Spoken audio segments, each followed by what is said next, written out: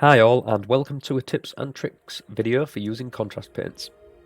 So, I get a lot of comments and asked a lot of questions on how I get such smooth coats with the contrast paints, and when my main boy Ryan here, who's been with me from way before I even started making these video tutorials, hit up that I was still having troubles with this, I thought it was time to step up and get a tutorial with just a few tips on brushwork and how I achieve that. So we'll be using this Space Hulk Terminator here. This is a refurbed model, so you can see it's a little bit tatty and a little bit rough in areas from where it's been stripped down, but that shouldn't matter too much.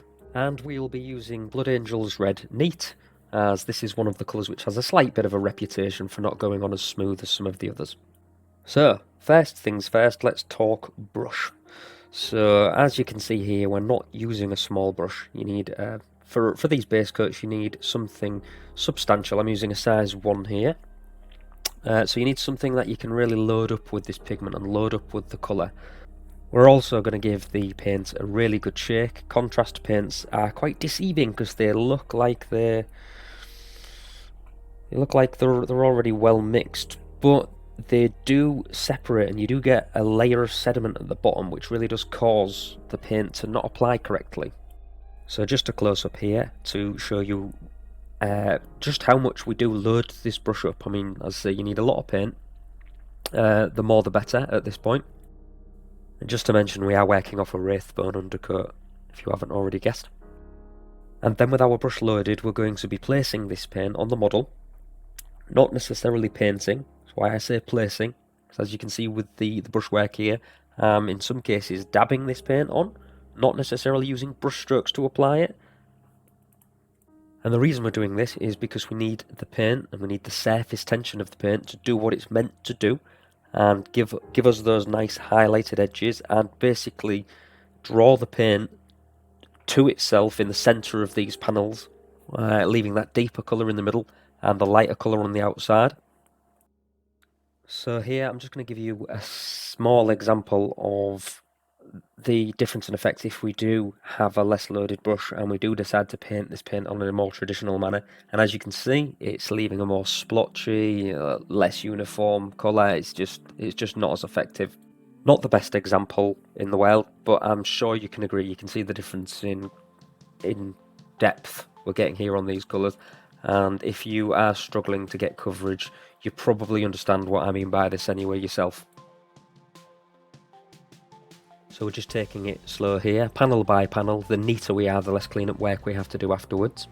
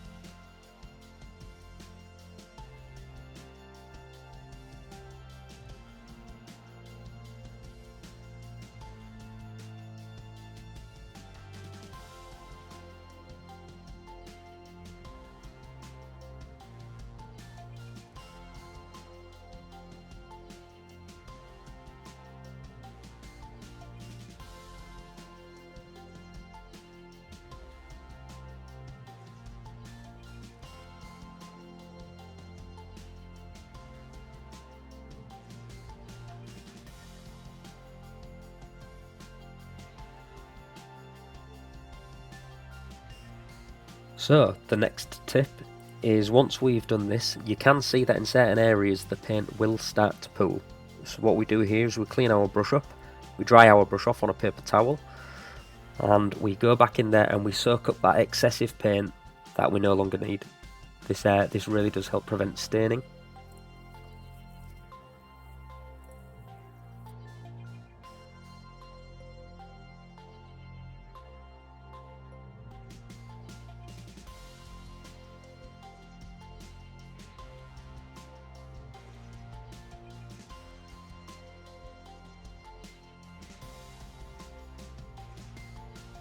I will be leaving this video running at normal speed so people can get a close-up of the technique used, so it will be a little bit slower than the usual videos, but there will be more tips and things that come throughout, even if I do go a little bit quieter from now on.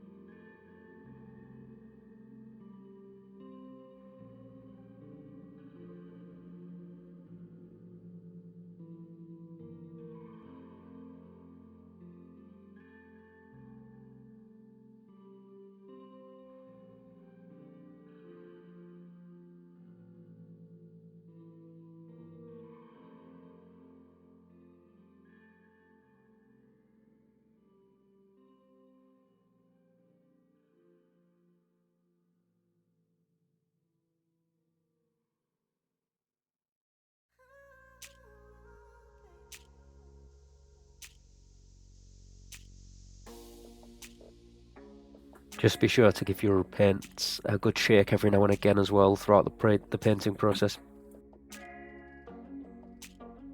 just to keep them fresh.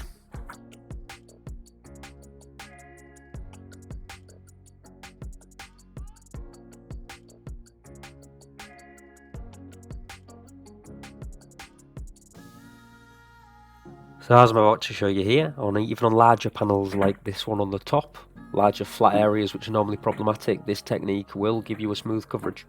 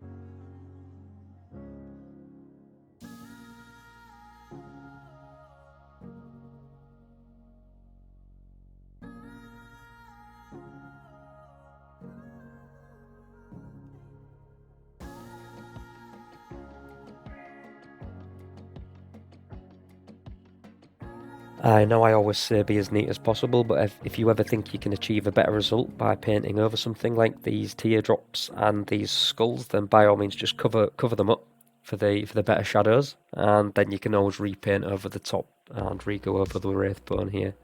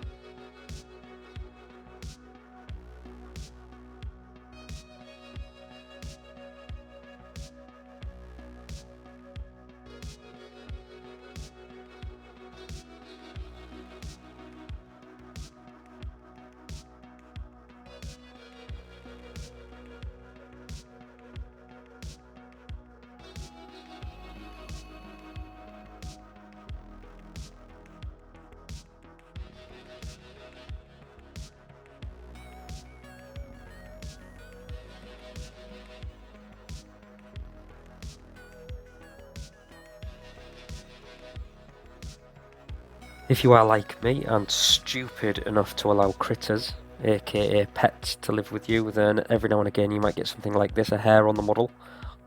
It's best to just leave it. Unfortunately, it's too late. Mopping that up now will just cause a whole world of mess, so you have two choices at this point. You can either go back in there afterwards, remove it, paint over the entire area and start again, or you can try to turn that into something to our advantage, use it as a bit of battle damage, paint over it as a bullet hole, scratch on armour, you name it.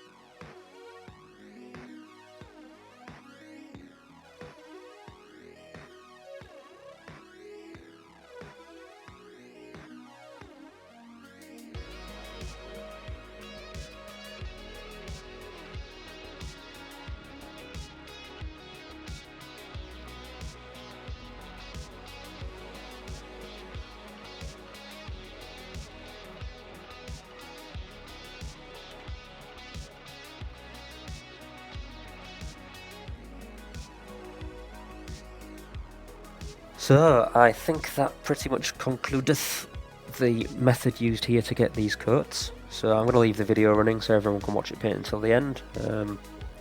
Yeah, I don't think there's much more to gain out of this other than rinse and repeat. Practice equals perfect. So yeah, go ahead and give this a try. Let me know what you think. Obviously, hit the like and subscribe. Check out my other social media sites, which I'll leave in the information. Blah, blah, blah, blah, blah, all that good stuff. All helps towards going to make new content and letting me know that people are enjoying this still. And thank you very much for watching.